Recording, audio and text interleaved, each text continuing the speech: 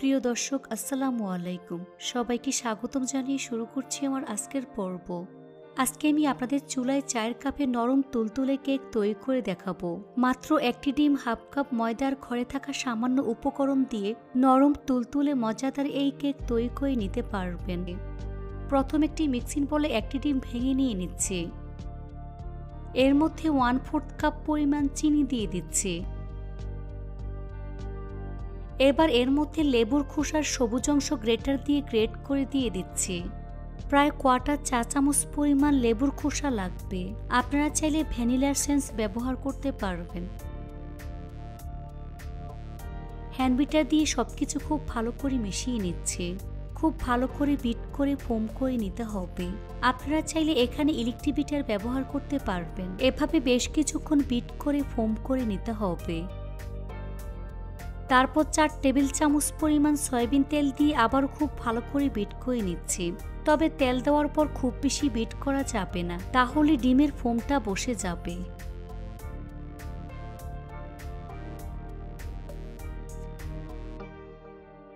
তারপর একে একে শুকনো উপকরণগুলো একটি চালনির মধ্যে দিয়ে চেলে নিচ্ছি। প্রথমে দিয়ে দিচ্ছি হাফ কাপ পরিমাণ ময়দা, 1 চা চামচ পরিমাণ বেকিং পাউডার দিয়ে দিচ্ছি। এবার 1 চিমটি পরিমাণ লবণ দিয়ে দিচ্ছি। তারপর শুকনো উপকরণগুলো চেলে নিচ্ছি।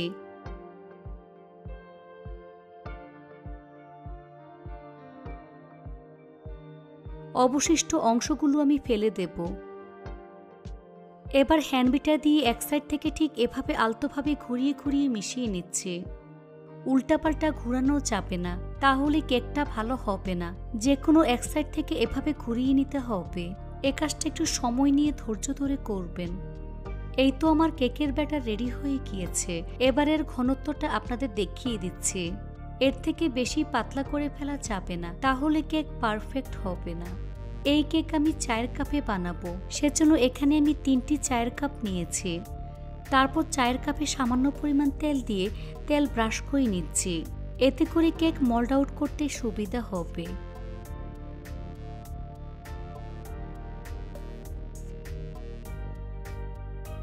এবার প্রতিটা কাপের মধ্যে ব্যাটার দিয়ে দিচ্ছি।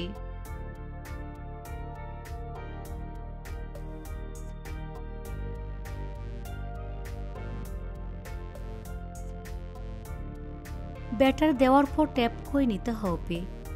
এতে করে ভিতরে যদি এয়ার বাবলস থাকে তা বের হয়ে যাবে। তো 3টি কাপে ব্যাটার নিয়ে নিয়েছি। এবার চুলে একটি কড়াই বসিয়ে ঢাকনা দিয়ে ঢেকে হাই হিটে গরম করে নিয়েছি। তারপর একে একে কেকের মোল্ডগুলো আমি বসিয়ে দিচ্ছি। চুলার আঁচ মিডিয়াম লোতে রেখে ঢাকনা দিয়ে ঢেকে রেখে দেব প্রায় 10 থেকে 15 মিনিটের মতো। চেষ্টা করবেন এরকমই সিলভারের ঢাকনা দিয়ে ঢেকে দিতে। এতে করে কেকের মধ্যে খুব সুন্দর কালার চলে আসবে। 15 মিনিট পর ঢাকনা সরিয়ে নিচ্ছি।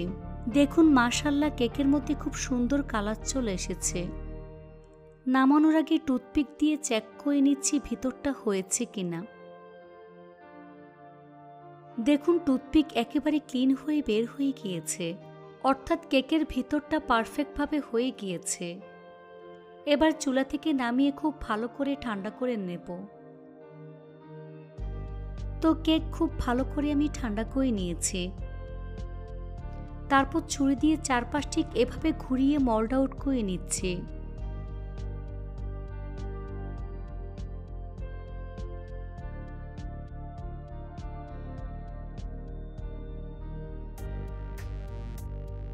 দেখুন মাশাআল্লাহ কতটা নরম তুলতুলে হয়েছে, দেখে হয়তো বা বুঝতেই পারছেন। এখন মাঝখান থেকে ভেঙে ভিতরটা দেখিয়ে দিচ্ছি ঠিক কতটা নরম হয়েছে। দেখুন মাশাআল্লাহ ভিতরটা একেবারে পারফেক্ট হয়েছে। রেসিপিটি ভালো লাগলে অবশ্যই একটি লাইক দিয়ে দিবেন। ফ্রেন্ডস এন্ড ফ্যামিলির সাথে বেশি করে শেয়ার করবেন। প্রিয় দর্শক আসসালামু আলাইকুম, সবাইকে স্বাগতম জানিয়ে শুরু করছি আমার আজকের পর্ব। আজকে আমি আপনাদের নরম তুলতুলে তেলে ভাজা কেকের রেসিপি শেয়ার করব। শুধুমাত্র একটি ডিম আর 1 কাপ ময়দা দিয়ে খুব সহজে তেলে ভাজা কেক তৈরি করা যায়। একবার তৈরি না করলে বিশ্বাসই করতে পারবেন না।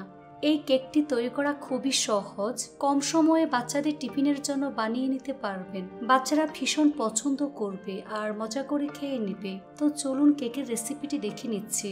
প্রথমে একটি মিক্সিং বলে একটি ডিম ভেঙে নিয়ে নিচ্ছি। দিয়ে দিচ্ছি স্বাদমতো লবণ। 1/3 কাপ পরিমাণ চিনি দিয়ে দিচ্ছি। এবার ডিমটাকে খুব ভালো করে ফেটিয়ে ফোমের মতো তৈরি করে নেব। চিনিটাকে খুব ভালো করে গলিয়ে ডিমের সাথে মিশিয়ে নেব। এই কাজটা একটু সময় নিয়ে ধৈর্য ধরে করবেন, এতে করে কেকটা অনেক বেশি নরম তুলতুলে হবে। বেশ কিছুক্ষণ সময় নিয়ে চিনিটাকে খুব ভালো করে গলিয়ে ডিমের সাথে মিশিয়ে নিয়েছি। এ পর্যায়ে 1 টেবিল চামচ পরিমাণ সয়াবিন তেল দিয়ে দিচ্ছি। এবার তেলটাকে হ্যান্ডবিটার দিয়ে খুব ভালো করে মিশিয়ে নিচ্ছি। খুব ভালো করে ফেটিয়ে নিতে হবে, যাতে করে তেল ডিমের সাথে খুব ভালো করে মিশে যায়। তো আমি ডিমটাকে খুব ভালো করে ফেটিয়ে নিয়েছি। এবার একটি চালনি নিয়ে এর মধ্যে 1 কাপ পরিমাণ ময়দা দিয়ে দিচ্ছি।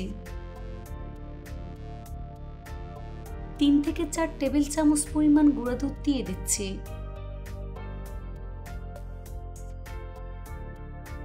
হাফ চা চামচ পরিমাণ বেকিং পাউডার দিয়ে দিচ্ছি। শুকনো উপকরণগুলো ভালো করে মিশিয়ে নেব। ময়দা এবং গুঁড়া দুধ চালনি দিয়ে চেলে নেব।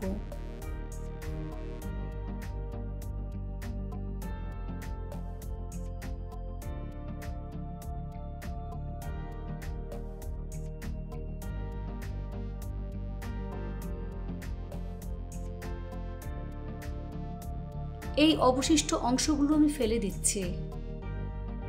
ময়দা ডিমের সাথে খুব ভালো করে মিশিয়ে আঠালো একটি মিশ্রণ আমি রেডি করে নেব। খুব ভালো করে মিশিয়ে নিতে হবে। এই ব্যাটারটা কিন্তু শক্ত করে ফেলা যাবে না, একটু নরম থাকবে, এতে করে কেকটা অনেক বেশি নরম তুলতুলে হবে। শক্ত করে ফেললে কেকটা অনেক বেশি শক্ত হয়ে যাবে।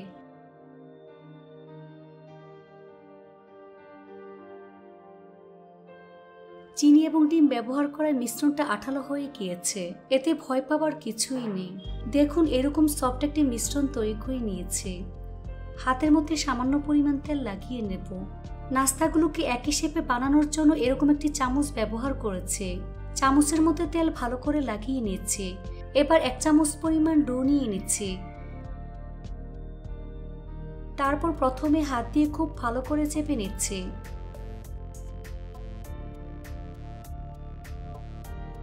হাতের তালুতে ঘুরিয়ে ঘুরিয়ে বল করে নেব।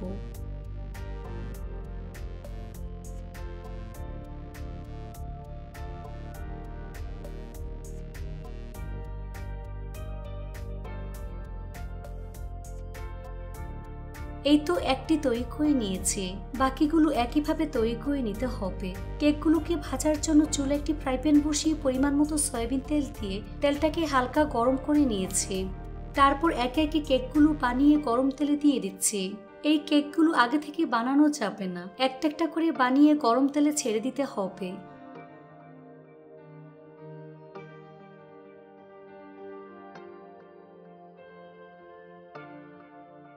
তারপরে এই কেকগুলো উপরে ভেসে ওঠা পর্যন্ত অপেক্ষা করব।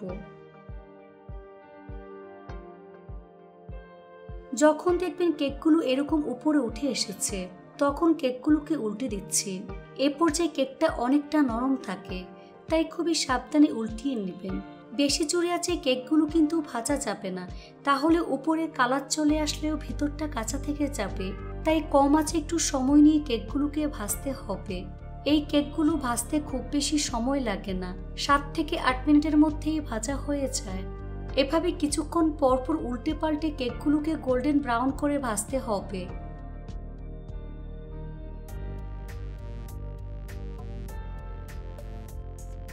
ভাজা হয়ে গিয়েছে, দেখুন খুব সুন্দর কালার চলে এসেছে আর কতটা ফুলে গিয়েছে। এখন ছাঁকনি দিয়ে তেল ছেঁকে নাস্তা প্লেটে তুলে নিচ্ছি।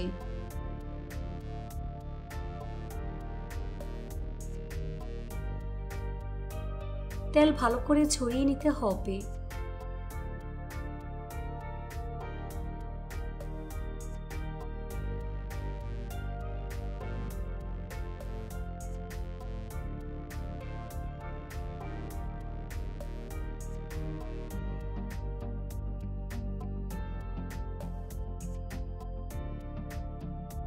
তারপর পরিবেশন করে আপনাদের দেখিয়ে দিচ্ছি। সবগুলো তেলে ভাজা কেক একইভাবে আমি তৈরি করে নিয়েছি। দেখুন দেখতে মাশাআল্লাহ কতটা সুন্দর এবং কতটা লোভনীয় হয়েছে। এটা শুধু দেখতেই সুন্দর না, খেতে অনেক বেশি মজার হয়েছে। এভাবে একবার হলেও বাচ্চাদের টিফিনের জন্য বানিয়ে নিতে পারবেন, এমনকি বিকেলে চায়ের সাথে খুব সহজে তৈরি করে নিতে পারবেন।